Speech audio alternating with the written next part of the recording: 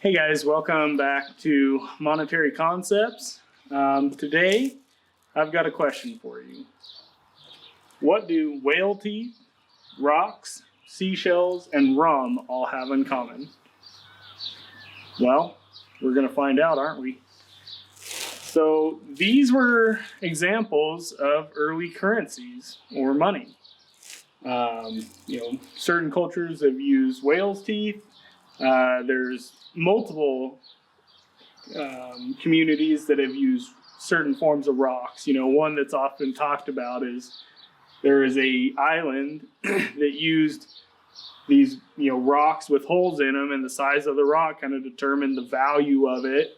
And everybody just recognized, like, if you had a huge rock with this hole in it, you can't really transport it. So people would just know, oh, that rock belongs to Bob and his family. And then if they ever sold it or traded it, well, now it belongs to George and his family. Seashells, there's all kinds of seashells and items like that. There's one island that, they had a special island with only a certain type, and they would go out there, collect those, and bring them back to the mainland, and that was their currency. Rum. Australia actually used rum as a currency a long time ago. So that's what all these have in common, is money. And kind of the concept that I want you guys to wrap your minds around is, what gives money value? So here in the US, we're used to thinking in terms of dollars. Okay, what is a dollar worth?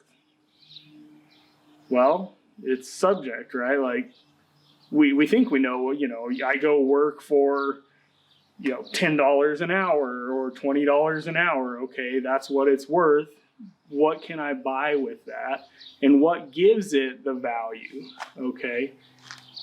And what you guys need to understand is, I don't care what money you're talking about. I don't care if it's gold. I don't care if it's silver, crypto, Bitcoin, dollars, yen, any currency, really, you boil it down, comes back to trust that you'll be able to exchange it, for goods or services.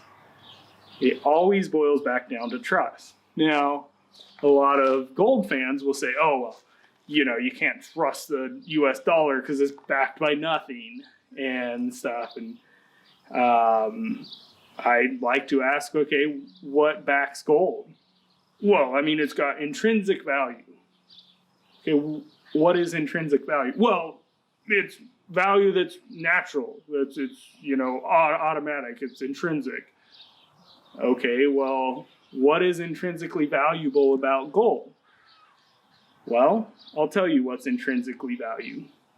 Nothing is intrinsically valued, but nice thing with gold is it's got a very, very, very long track record of being worth something. Okay, people have a lot of trust in gold, holding its value. That's what it's got going for it. Now, I invest in cryptos, certain ones and stuff. And people, when I talk about crypto, like, oh, I don't trust that. It's not backed by anything. Again, it's backed by trust. Now, how much can you trust it? I'll be the first to admit you can't trust it a lot. It's very volatile, okay? And that's one of the things that, pertains to something having a good, basis for money. Is Bitcoin, let's use Bitcoin. Is Bitcoin a good money right now?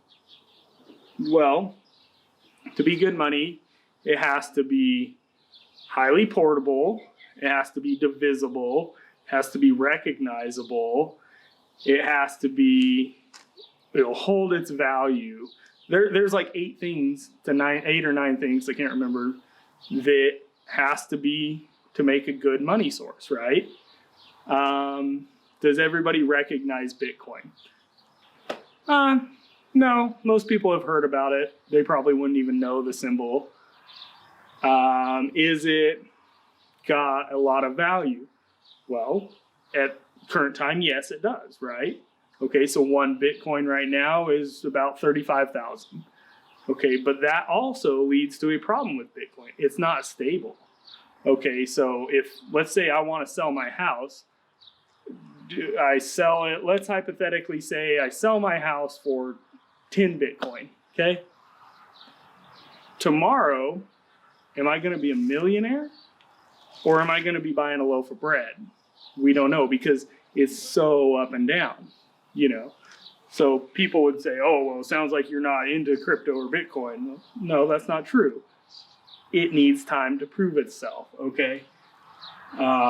Same with the US dollar, okay? It's got a long track record, relatively speaking.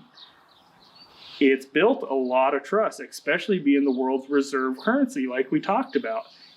The world recognizes the dollar as holding value and maintaining value. And we'll get into that in the future, is how much can we trust the dollar? Okay, but all this to say, I want you guys to understand that any currency, any money, really boils down to trust. In my opinion, there's no such thing as intrinsic value, because anything people value is whatever they put it at, right? So water, most plentiful resource in the world, okay? Is it highly valuable? Well, to a guy that lives next to the ocean, probably not. You know, to a guy that lives surrounded by water in Greenland, probably not. Go to the Sahara Desert. You tell me how valuable water is. It's all, there's no intrinsic value. I don't like that term. It's all whatever we put it at the time, our needs, etc., its usefulness to us. So I'm going to wrap the video up at that, guys, but I want you to understand nothing has value except for what humans put it at.